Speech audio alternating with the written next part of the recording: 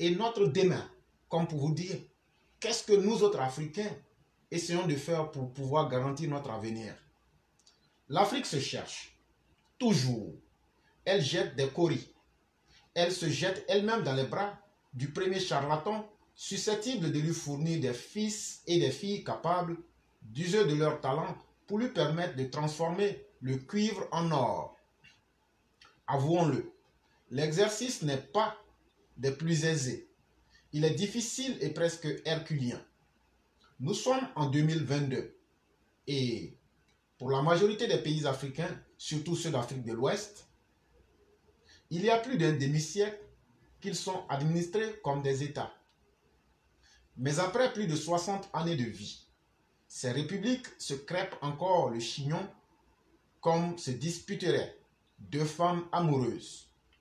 Les organes de gestion des élections, dont la saine conduite devrait-elle induire le développement tant recherché? C'est plutôt un véritable plafond de verre auquel ces pays se heurtent. Curieusement, personne n'ose véritablement se résoudre à le faire voler en éclats. Et on se chamaille, et on se déchire, et on déchire le tissu social que l'on tentera de ravauder plus tard. Et le retard se prolonge. Si en 2022, plus de 60 ans après l'acquisition de la souveraineté nationale, on en est encore à se demander où trouver la perle rare pour diriger nos institutions chargées des élections, c'est à s'arracher les cheveux. Comment peut-il en être autrement si chaque lendemain d'élection produit le chaos dans nos pays africains? À quel moment s'assoira-t-on pour penser développement? Que faire pour bouter? Or, cette vieille classe de politique, incapable de dépassement pour une autre classe qui n'aura que pour vue la condition sociale de nos peuples d'Afrique.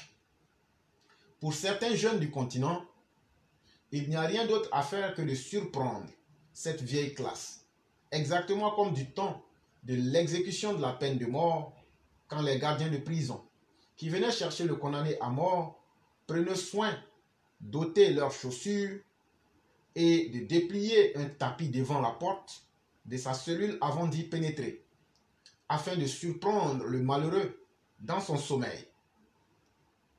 Pour d'autres, cette technique somme toute intelligente, ne peut prospérer, puisque ces vieux politiques, lorsqu'ils voient les jeunes, ils se remémoreront l'époque où ils avaient les cheveux un peu plus longs et les idées un peu plus simples. L'époque où ils pensaient pouvoir changer le monde. C'était bien évidemment avant l'embourgeoisement, avant même les caviars. Or, c'est justement le choix de cette posture et la grande détermination à s'y accrocher qui font le malheur de ces peuples et leur république. Pendant ce temps, les autres républiques du globe terrestre se mettent ensemble, discutent, travaillent à faire de leur lendemain et de leur demain un des meilleurs. Tenez, les États-Unis, prévenants, ont pris longtemps avant une loi pour se protéger dans des circonstances extrêmes comme celles que le monde a connues pendant la période Covid-19. Cette loi oblige les entreprises avec lesquelles ce pays traite de le servir en premier s'il a besoin de leur production. C'est au nom de cette loi protectrice que ce pays, qui se veut le gendarme du monde, a pu passer en priorité devant ses adversaires dans l'achat des produits vitaux. Pour ne plus être lésé à l'avenir, au cas où surviendrait une crise sanitaire de la taille du Covid-19, les pays européens s'apprêtent à adopter une pareille loi. Le lundi 19 septembre 2022, la Commission européenne a présenté au monde un projet de loi destiné à protéger le marché intérieur de l'Union européenne en cas de crise, y compris si nécessaire, en contraignant les producteurs de biens stratégiques à servir l'Europe en priorité. Selon des journalistes européens, Bruxelles veut pouvoir contraindre les entreprises à servir l'Union européenne en premier en cas de crise. Très clairement dit, dans des circonstances graves comme lors de la survenue d'une pandémie qui pourrait entraîner une pénurie des produits de première nécessité, l'Europe peut, sur la base de cette loi, imposer à des industriels de donner priorité aux commandes européennes plutôt que chinoises ou américaines sous peine d'amende. On voit bien que c'est pour freiner les ardeurs des Américains qui avaient bloqué l'exportation des produits vitaux et stratégiques comme les vaccins vers l'Europe pendant la chaude période du Covid-19. Même si cette loi européenne n'est pas encore arrivée sur les bureaux du Parlement européen pour être discutée, on ne peut pas dire que les Européens ne préparent pas leur demain. Gouverner n'est-il pas, selon l'adage populaire, prévoir? Article tiré de presse Côte d'Ivoire, pour ceux qui souhaiteraient vérifier. Et nous terminons définitivement avec le sujet numéro 3. Affaire Pulchéri Balé. Aimé Zébéiou fait de graves révélations sur l'activiste proche de Guillaume Soro. La 6e session de formation en droit international des droits de l'homme d'Abidjan portant sur le thème liberté d'expression et de réunion pacifique s'est ouverte ce lundi 24 octobre 2022 dans un réceptif à Abidjan-Cocody et prendra fin le samedi 29 octobre 2022.